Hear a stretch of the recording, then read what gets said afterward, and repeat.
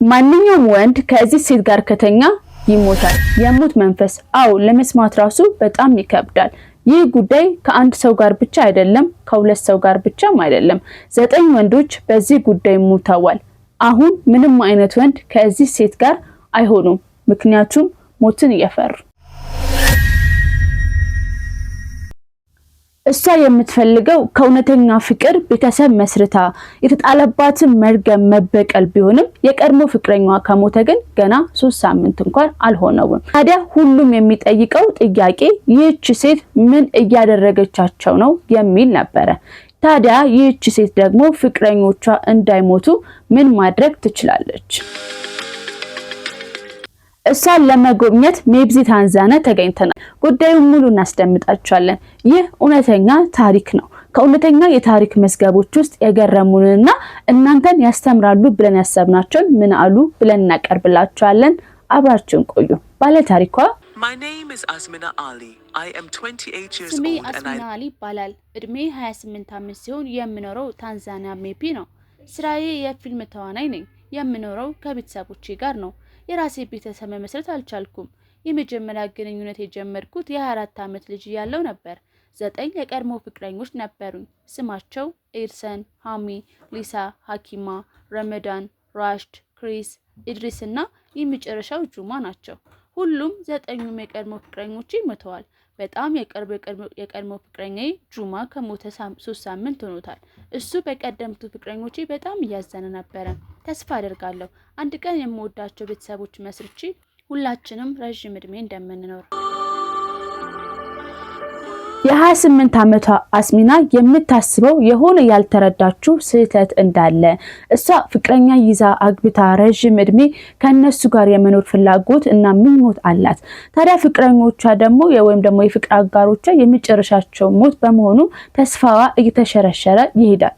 የሆነ መርገም ወይም ደግሞ የሆነ ያልተረዳችው ነገር ከምትወደው ነገር ጋር እንዳትኖር እያደረጋት እንደሆነም ተረድታለች። I don't understand why ለምን እንደሆነ አይገባኝም። እኔ ፍቅር ሲይዘኝ መጨረሻቸው ሞት ይሆናል። ይህ ነገር የተፈጠረው በጣም ተደጋጋሚ ጊዜ ሆነ። በዚህ ሁኔታ እኔ ብቻ ሳልሆን ሁሉም በአካባቢ ያሉ ሰዎች ሁሉ ግራ ይጋቡ ነበረ። ታዲያ ይህንን ህመሜን እነሱ ለሳቅ ይጠቀሙበት ነበረ። በጣም ያሳቅቁኛል እና ግን ይህንን የህይወት ልምምድ እንዴት ማቆም እንዳለብኝ ብዙ ነገር ይመክሩኛል። ግን አንዱም ሰርቶ አያውቅም። ከምክራቸው በላይ ግን ልብ የሚሰብረው ቀልዳቸው ፍቅረኛ ለመያዝ ሲሳለቁበት ማየት ለኔ በጣም ከባድ ነገር ነው። sad and I don't deserve the hurtful jokes people make about my situation.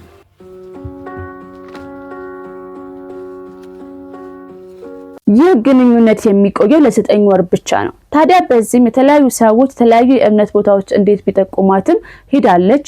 ያላደረገችውም ያልሞከረችውም ነገር የለም። አሁንም ግን በድጋሚ ተከሰተ። Some of my relationships have lasted. አንዳንዶቹ የኔ ፍቅረኞች 6 ወር ይቆያሉ፣ አንዳንዶቹ 8 ወር እና ረጅም የቆየሁት ጊዜ 9 ወር ነበረ። በዚህ መሀልም 1 ወር እና 2 ወር ብቻ አብሮኝ የቆዩ ነበሩ። አስታውሳለሁ የመጀመሪያው ወንድ ከተዋወቅንና አብረን ከሆንን ከ8 ወር በኋላ ነበር ያጣሁት እና በጣም ልቤ ተሰበረ። ምክንያቱም በጣም ወደው ነበረ እና በጣም የተለየ መቀራረብም ነበረን። ነገር ግን እሱ አለፈ፣ ወደማይቀረው ዓለም ሄደ እና አንዳንድ ሰዎች ችግሩ ከኔ እንደሆነ ይናገራሉ። በዚህ መፍትሄ ለማግኘት በጣም ብዙ ገንዘብ አውጥቻለሁ። ነገር ግን እኔ ከጠበቅኩት በላይ ጊዜ የሚወስድ ነገር ነው። በዚህም በጣም እጨነቃለሁ። ምክንያቱም ድንገት የማጣቸው በእኔ ስህተት ነው። ችግሩ ያለው እኔ ጋር ነው ብዬ አስባለሁ። መተኛት አልችልም፣ ምክንያቱም ምንጯ እኔ ስለሆንኩኝ። ታዲያ ከዚህ የተነሳ የራስ ምታት፣ ራሷን የመጥላት ጭንቀትና በርካታ ህመሞችን አስተናግዳለች። ግን አሁንም ምንም ያህል ጊዜ ቢፈጅ ትጋፈጠዋለች። አሁን በጣም እፈራለሁ፣ ምክንያቱም ታሪኬን ከማያውቁ ወንዶች ውጪ የሚያውቁት ማንኛውም አይነት ወንድ እኔን መቅጠርና ማግኘት አይፈልጉም።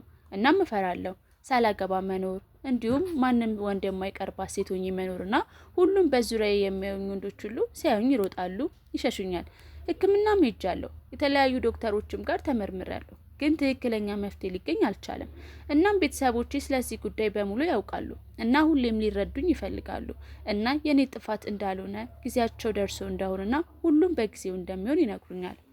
እድለኛ ሆና እናቷ የሷን ጭንቀት ትጋራታለች። እንዴትም መፍትሄ ማግኘት እንዳለባት ታስተምራታለች እና መፍትሄ የሆነውን በሙሉ ታስቀምጥላታለች። በዚህም የቱንም ያህል ጊዜ ቢፈጅ የሷ የሆኑ ትክክለኛው ሰው በጊዜው እንደሚመጣ ትነግራት ነበረ።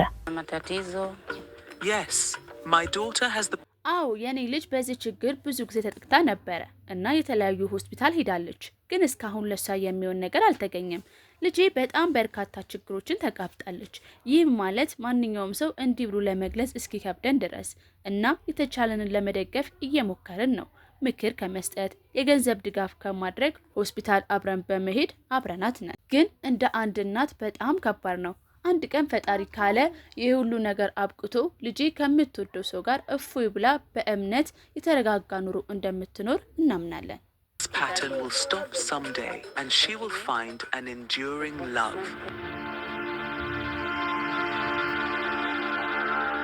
ታዲያ አሊ እስካሁን ግልጽ ያልሆነላት ይህንን ህይወት እንዴት እንድትለማመድ እንደተፈረደባት ነው።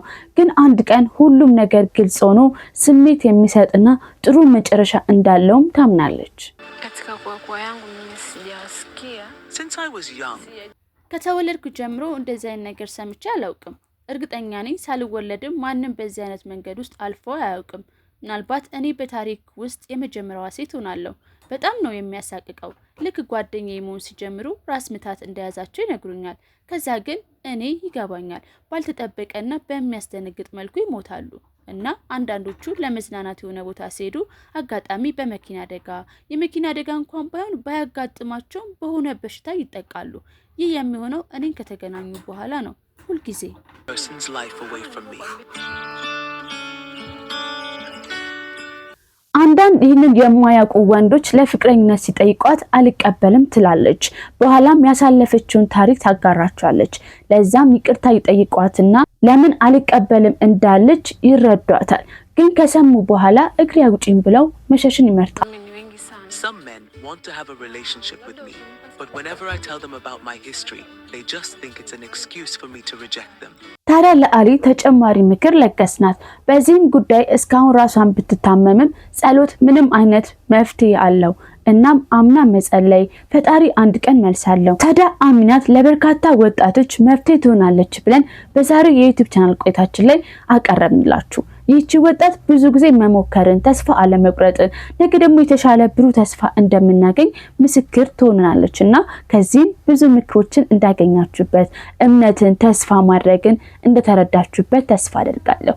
ይህ ምን አሉ ሾው የዩቲዩብ ቻናላችን ላይ ነው። መረጃውን ከወደዳችሁት የዩቲዩብ ቻናላችንን ሰብስክራይብ እና ላይክ ማድረግ እንዳይረሳ። ወዳችኋለሁ።